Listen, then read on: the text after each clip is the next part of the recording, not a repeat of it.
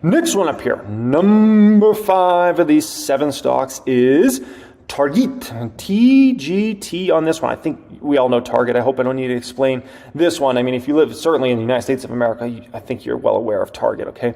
Over the past 5 years, been a decent stock. It hasn't been an amazing stock, but it's been decent. But in regards to Target, pretty simple one. So Target used to be the most well-run retailer in all the United States of America, and they had that title for a while until Ulta took it away from them. But this company used to be a company that quarter in and quarter out, you knew they were going to come in with their numbers and they were going to probably beat EPS, and they're probably going to beat EPS nice. And if you look at this company over time, I mean, the EPS beats were just incredible. Target just knocking out of the ballpark. And then something happened. And in 2022, right, which says fiscal year 2023, but remember, this is like actual 2022 year, right? All of a sudden, the company started to report miss after miss after miss, quarter after quarter after quarter when it came to their EPS. And a lot of people started to distrust the stock on Wall Street, right? Because when you're known as the most well-run retailer and you're known as a company that comes in with beats every quarter, and then you come in with 3 consecutive big misses on EPS, everybody's like, what happened to you guys? What happened to you guys? Well, that's the past. Recently now, the company has started to come in with beat and beat and beat again and again and again as far as their EPS again. So the company clearly is getting back on the right track when it comes to their profitability, and that's a very, very exciting thing for me to see. I don't know if I could have, I don't think I could have really been a big buyer of Target stock last year, just given the fact that, you know, they were continually missing numbers, and it's hard to trust a management team that just misses numbers quarter in and quarter out.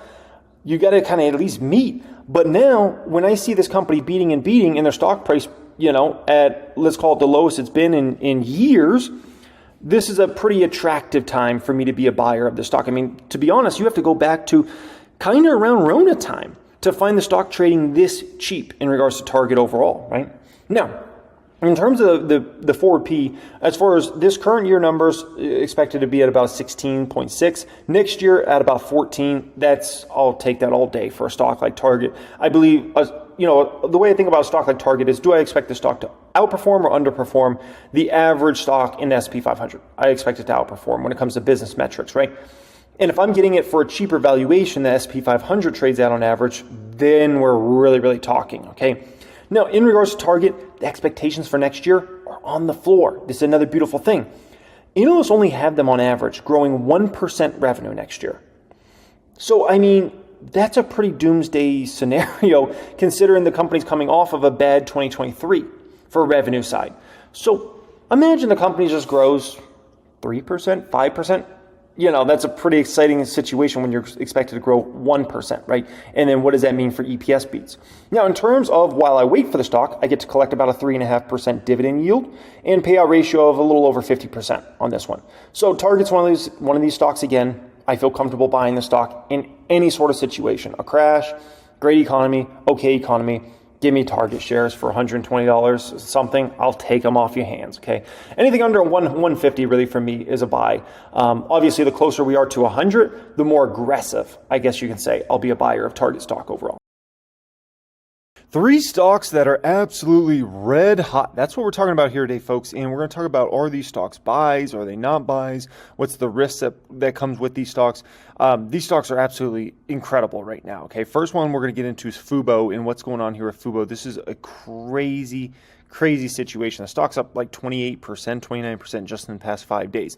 And so I want to go through all 3 of these stocks, talk about them, talk about kind of the risks that comes with them, and those sorts of things as well. Okay, so a lot to go through in today's video. I appreciate everybody joining me. As always, thanks so much for being subscribed, folks. I appreciate each and every one of you that always show up to the video. So Fubo, first off, okay, stock's making a massive move. 5-day up nearly 29% in regards to this one, okay?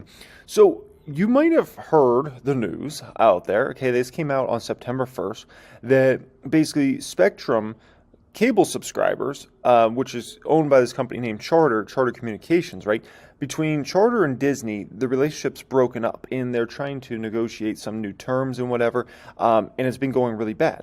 And so this Charter company is usually like the second biggest cable company in the United States of America. Now, if you have that cable service, you have no ESPN right now, you have no Disney channels or anything like that. And if you're a sports fan, like ESPN's a must because they own so many different networks. It's ridiculous in the sports world, like especially if you're like a college football fan and college football season just kicked off, okay? So this is obviously horrible, horrible news for the customers of that company, right? And honestly, it's bad news for Disney as well.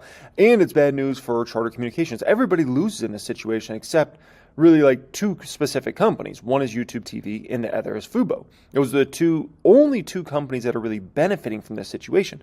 But this is kind of where I thought things kind of stopped here. Was just like, oh, cool. Like, this is just going to mean a bunch more extra people are going to sign up for Fubo this fall that weren't going to previously do it. But this is going to get supercharged, okay? Because I found something that's absolutely insane in regards to this situation that I'm about to show with you. Now, if you notice this, right?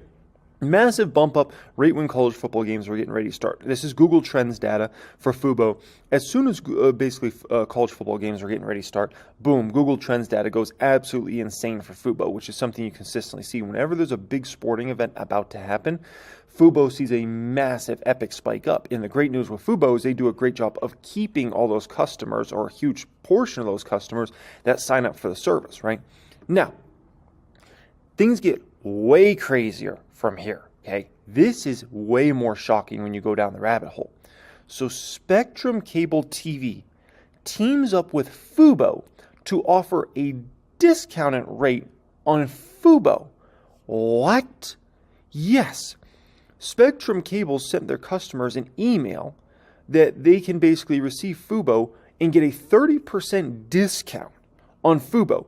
This is crazy, folks. Absolutely crazy. I never saw this one coming. What? Like, why in the world, even if, let's say, Fubo's giving them some sort of kickback, why in the world would Spectrum go out of their way to email all their customers and tell them, hey guys, here's 30% off, go sign up for Fubo? That's insane, unless Spectrum was planning on making some sort of, purchase of Fubo shares or stock or something like that. That's insane. It's just like giving your customers away. This is absolutely insane. And so I was going on Twitter, which is now called X, and I was just looking and trying to see what people were talking about here. This is crazy, right? This person posts, thank you, Spectrum, for dropping Disney and forcing me to try Fubo TV. I actually love it and would have never tried it. Had you kept Disney, can't wait to cancel Spectrum. Like, usually people don't really like cable companies very much, right? Usually for cable companies, you get locked into these massive contracts and, versus like the new age, right? Netflix, Fubo, all this type of stuff. You can sign up. If you want to cancel for any reason, you can cancel. It's easy. It's not complicated. Whereas, the cable companies, the satellite companies, they've always been, companies that people hate, for the most part. I saw this on Twitter, X, as well. This was, somebody posted this, and this is kind of like the email they had received, right, from their phone. Spectrum discount applied, special offer for a limited time. And basically, you get 30% off for 2 months signing up for Fubo through this deal. This is wild, man. Absolutely wild. Now, the reason this is so crazy is if you know much about business, okay, and especially if you know much about cable companies, satellite companies, it's all about LTV, your lifetime value of a customer, right? And that's basically a way of looking at business from how much is a customer going to spend with me over time? And the better business model you have is the better your LTV is over time, right? If you think about the best business models really in the world, you think about companies like Apple, you think about companies like Microsoft, their LTV is outstanding. If somebody is on the Microsoft suite of products, they're using those products for many times decades, right? If you're on the Microsoft cloud, you could be using that for years or decades, right? If you were an Apple customer, Apple, one of the most powerful LTVs in the world, right? Your iPhone goes to break, you go buy another iPhone, right? Your iPad breaks, your MacBook breaks, your Mac breaks, whatever, okay? You go to buy another one. You're signed up for the iCloud. You're signed up for Apple Music, all these different things. This is what makes magical business models, is LTV. Intuit, one of the best business models in the world. QuickBooks, TurboTax, all those products, right? People use those month in and month out, year in and year out. Incredible LTV, one of the best business models in the world, right? Meta, Google, incredible LTV. People come back and watch YouTube videos and get served ads, right? Or they pay for YouTube Premium, right? Google search. People use Google search all the time. All those ads. Obviously, Facebook, Instagram, all those ads. LTV incredible. Your LTV is everything. So the fact that Spectrum would go give their customers to Fubo over here is crazy, because you're risking losing hundreds of thousands, if not millions of your customers over to Fubo, and like, you lose those people, they're not coming back. Like, that's the bottom line with that. Like, people are going to sign up for one service and they're going to keep one service. So if you lose those people, that's everything, man. And now you just gave your LTV of thousands of dollars, if not tens of thousands of dollars per customer over to Fubo. Because remember, somebody signs up for Fubo, $70, $100, whatever, a month. Over the course of a year, that's $1,000+, and that's year after year after year for as far out as I can see. This is insane, man. I've never seen something so questionable in my life. I've never seen something like this, right? Now, September 2nd was Saturday, right? Saturday, big college football day.